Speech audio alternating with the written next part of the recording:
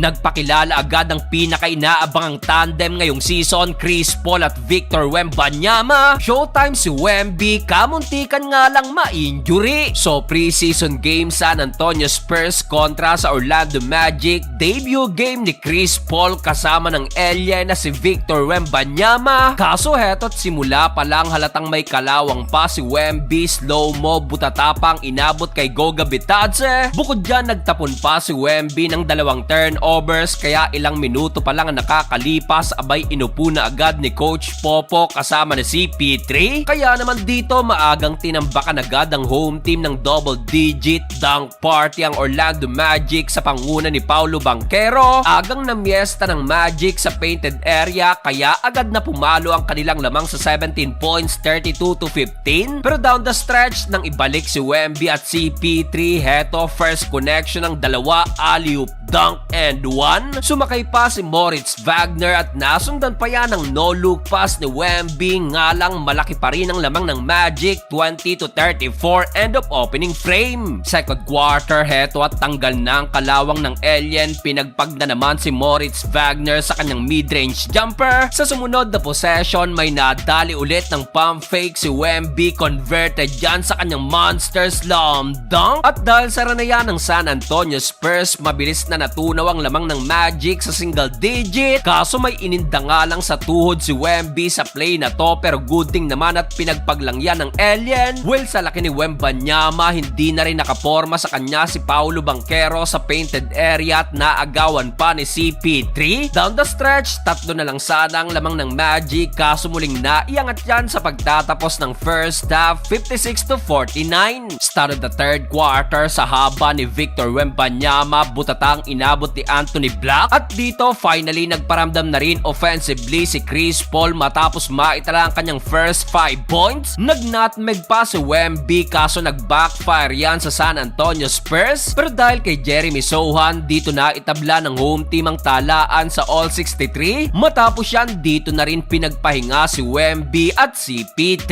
Fourth and final quarter, well, halos rookie at bench player na lang ang pinaglaro ng both teams. Debut ni Wembanyama, nagtala ng 11 points, 9 rebounds, 4 assists at 3 block shot. Habang si Chris Paul naman, 5 points, 2 rebounds, 2 steals at 3 assists. Sa uli, panalo pa rin ang San Antonio Spurs.